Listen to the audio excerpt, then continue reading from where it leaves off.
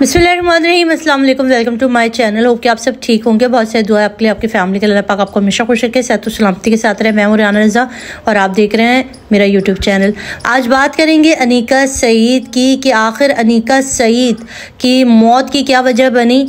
बेरहमी और हमारे माशरे की और हमारे जो बदनुमा चेहरे हैं हुकूमती ऐवानों में बैठे लोगों की, जिन्होंने कराची और कराची में रहने वालों की ज़िंदगी अजाब कर रखी है। उसके अंदर बदकिस्मती से जैसे कराची लावारिस है, वैसे ही जामे कराची भी लावारिस ही है। कौन थी अनीका सईद, कहाँ से आती थी, क्या उसकी बैकग्राउंड था, फैमिली, उसके ऊपर मैंने थोड़ी रिसर्च की और मैंने कहा मैं सारा मजमूआ आप तक पहुँचाऊँ और आप लोगों तक कुछ हक़ाइक़ पहुँचाऊँ। देखिए, अनीका सईद का ताल्लुक नाता खान गोट के एक ऐसे एरिया, कराची का एक ऐसा एरिया जो कि एक मुतवस्सित तबके के अंदर शामिल होता है। मुतवस्सित तबका जहाँ पर ख़वातीन की पढ़ाई को इतना पसंद नहीं किया जाता। लड़कियों को कम बेश बस मैट्रिक और इंटर के बाद उनकी शादी की फ़िक्र माँ बाप को सताने लगती है, उससे ज़्यादा पढ़ाई की तरफ लेकर जाया नहीं जाता। मगर अनीका बहुत हौसलेमंद बच्ची थी, बड़ी बहादुर बच्ची थी। उसको शुरू से ही था, पढ़ने में बहुत अच्छी थी। उसको था कि मैंने पढ़ना है, मैंने अपने इर्द गिर्द की और ख़वातीन की तरह कम तालीम याफ्ता रह के मर्दों के ऊपर इंडिपेंडेंट नहीं होना, मुझे ख़ुद अपने लिए काम करना है।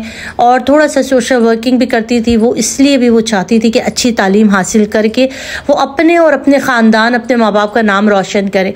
अब जो एक फ़ैमिली के अंदर अगर आपका पढ़ा लिखा माशरा होता है या पढ़ाई की तरफ रुझान होता है, सभी पढ़ रहे होते, तो वहाँ पर चीज़ें हैंडल करना बड़ी आसान होती है। मगर जिस जगह पर तालीम बड़ी मुश्किल से लड़कियों को इजाज़त मिल रही हो ना पढ़ने की और यूनिवर्सिटी जाने की, हमारे यहाँ तो होता है ना कि भाई वहाँ पे लड़के भी होते हैं, लड़कियाँ मिक्स पढ़ती हैं, तो एक उस जगह से निकल कर आगे बढ़ना बड़ा मुश्किल काम है जो ये बच्ची कर रही थी।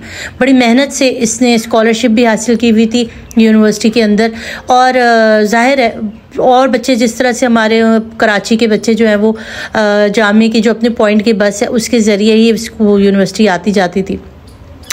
रोज़ का मामूल का दिन था। सुबह के टाइम पर अनीका जो है वो जल्दी जल्दी घर से निकली, क्योंकि उसको बहुत ज़्यादा फ़िक्र रहती थी कि कहीं वो पॉइंट को मिस ना कर दे। उनकी वालदा कहती हैं कि वो नाश्ते के बगैर निकली थी, क्योंकि उसको बहुत तेज़ी में जल्दी हो रही थी कि कहीं आज पॉइंट मिस ना हो जाए। माँ बताती हैं कि मेरे दिल में ये बात रह गई कि मेरी बच्ची बग़ैर कुछ खाए पिए घर से निकल गई थी।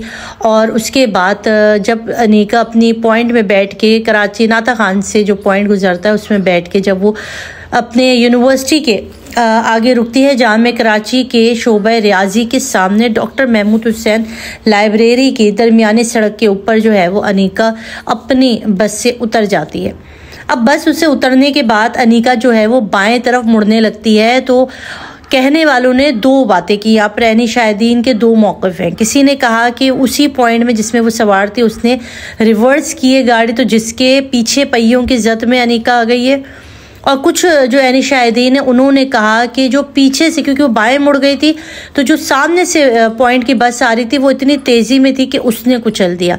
यहाँ पर जो बहुत सारे रहनी शाहिदीन जो देख रहे थे उनमें से जो सबसे ज़्यादा वो कह रहे हैं कि भाई अपनी ही पॉइंट की बस ने पीछे रिवर्स की थी, जिसके पिछले पहियों की जो है वो टायर की जद में आके अनीका का जो पिछला हिस्सा है ना वो पूरा का पूरा जो है वो बस की जद में आ गया, वो कुचला गया। अब वहाँ पे आप सोचिए कि क्या होगा। ये जो सारे तलबा वहाँ पर थे जो बस में बैठे थे पॉइंट में, उन सब ने जो है वहाँ पे एहतजाज किया। अपने तौर पे 3 से 4 तालिबे इल्मों ने वैन का इंतज़ाम किया। BBC देखिए, वैन का इंतज़ाम किया। बच्चे बताते हैं कि हमने अपने हाथों से उसके आज़ा को उठाया और हमने उस वैन में उसके आज़ा रखे, क्योंकि वो बिल्कुल टुकड़ों में बट गया था उसका आधा जिस्म। इतने नाजुक सी बच्ची थी और ज़ाहिर आपको पता है पॉइंट की बसें जो होती हैं वो बड़ी कातिलाना होते हैं उनके टायर। तो उसके बाद वो बताते हैं कि हमने उसका जो है पारा है जिसम उठाकर वैन में डाला और वैन उसको हॉस्पिटल ले गई। अब वहाँ पर जो बच्चे थे उन्होंने एहतजाज शुरू किया। उनका कहना था कि क्योंकि हमारे साथ तो होता ही ये आया है कि वैन के अंदर जो ये जो बसें होती हैं पॉइंट की, इसके अंदर जगह ही नहीं होती है कि बच्चे लटकते फटकते कितनी मुश्किल से इसके अंदर आते हैं। जो लोग वहाँ से गुजरते हैं, अक्सर ऐनी शाहिदीन जो वहाँ से गुजरे होते हैं और बच्चों को पॉइंट के अंदर लड़ते हुए और बेकसी के आलम में देखते हैं, तो अक्सर माँ बाप तड़प जाते हैं। तो ये हाल हुआ, वहाँ पे शोर शराबा हुआ, बच्चों ने एहतजाज किया, वैन वालों के ख़िलाफ़ एहतजाज किया, ड्राइवर को ऑन द स्पॉट गिरफ़्तार कर लिया गया, पुलिस आई और उसको पहचान के उसको पकड़ के ले गई। अब वाइस चांसलर जो थे जामे कराची के vice chancellor doctor Mahmood Iraqi जो है वो उन्होंने जो है वो 4 रुकनी टीम तश्कील दी है, जिसके अंदर नईमा सईद जो कि क्राइमोलॉजी की उस्ताद है वो इसमें शामिल है, जामे NAD के उस्ताद जो हैं वो शोबा ट्रांसपोर्ट से उनका ताल्लुक़ है वो इसके अंदर शामिल है, और 2 तलबा को इसके अंदर शामिल किया गया है ताकि जो है वो शफाफ तरीके से इस सारे मामले की जो है वो सही तरीके से शफाफियत के साथ हो।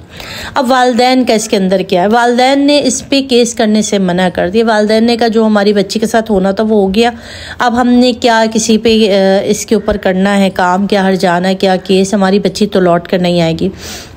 सवाल यहाँ पर ये है कि माँ बाप का तो दिल ही टूट गया ना, जिस बच्ची ने अपने तौर पे कुछ बनने की ठानी थी।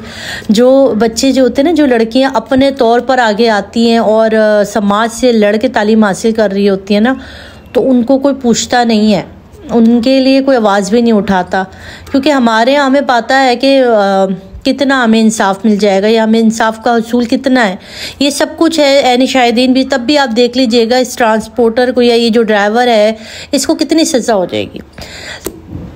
सज़ा देने के लिए मेरे ख़्याल में शुरू से ही कायदा पढ़ा जाए, अलिफ से लेके ये तक आया जाए तो ज़्यादा बेहतर है, क्योंकि यूनिवर्सिटी की जो हालतें हैं, जो यहाँ पर जो ट्रांसपोर्ट इन बच्चों को फराम की जा रही, इतनी खस्ता, इतनी बेकार है कि तकरीबन 45,000 तलबा तालबात और असातिज़ा इस पॉइंट की बसों में सवार होते हैं डेली, और इस ज़िल्लत को वो सुबह शाम सहते हैं। जो इसमें गुजारा कर रहे होते हैं वो ज़रूर मुझे यहाँ पर बताएंगे कि इस ज़िल्लत से उन्हें सुबह शाम 2-4 होना पड़ता है, कि इस पॉइंट के लिए उन्हें लड़ना पड़ता है, घुसना पड़ता है, बैठना पड़ता है, आवाज़ें लगानी पड़ती हैं, दसियों चीज़ें यहाँ पर हो रही होती हैं। तालीम हासिल करना एक तरफ और ये जूझना एक तरफ।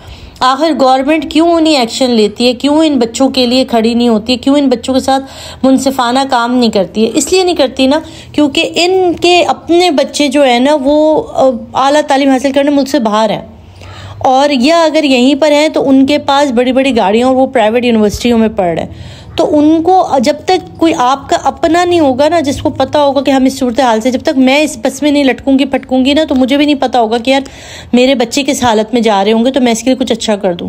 तो मुसीबत ये है और हमारी बदकिस्मती ये कि जो हुक्मरान हमारे सरों पर है ना, वो असल में हमारे हैं नहीं। अगर वो हम में से होते या हमारे तरह के होते ना, तो वो ज़रूर हमारे लिए कुछ करते। मगर यहाँ पर जो है ना भाई, पैसा सबसे बड़ा है, और जिसके पास पैसा है उसी का ही कराची है, उसी का ये पाकिस्तान है। कानून भी उसके लिए, अदालतें भी उसके लिए हैं, पानी भी उसका, गैस भी उसका, बिजली भी उसकी, जिसके पास पैसा। और जिसके पास पैसा नहीं है ना, ज़िल्लतें, ख्वारियाँ, मौत, कुचले जाना, डंपर माफिया, ये सारा उस ना पैसे होने वाले के लिए। तो जब तक हम बोलेंगे नहीं ना अपने हक के लिए, जब तक हम उठेंगे नहीं ना, तो हमारे साथ यही होता रहेगा, यही जानवरों वाला सुलूक होता रहेगा। आज भी होगा, कल भी होगा, और इसका एंड नहीं होगा। क्योंकि जब तक हम खड़े नहीं होंगे ना अपने हक के लिए, देखिए जब तक आप अपने हक के लिए बोलेंगे नहीं ना, दूसरा आपको दबाता रहेगा, इतना दबाएगा कि आपको मिट्टी कर देगा, कब्र में डाल देगा। मगर वो जब तक आपने खुद लड़ना नहीं है ना अपने लिए, तो कोई आपके लिए कुछ नहीं कर सकता। अभी इतने सारे बच्चे हैं, लड़के हैं, लड़कियां हैं, अपने हक के लिए बोल सकते हैं। आज एक अनिका फातिमा गई है, मगर आपके लिए सवाल छोड़ गई है कि आप भी ऐसी अनिका फातिमा बनना चाहते हैं, अनिका सईद बनना चाहते हैं। उसी तरीके से आप भी किसी गाड़ी की इज्जत में आकर अपने मुस्तकबिल, अपना आप कुचलना चाहते हैं। और अगर नहीं कुचलना चाहते हैं तो फिर सोचिए कि आपको क्या करना है इस पाकिस्तान में रहने के लिए। अपना रखिएगा बहुत सारा ख्याल, दुआ में याद रखिएगा। अल्लाह हाफिज़।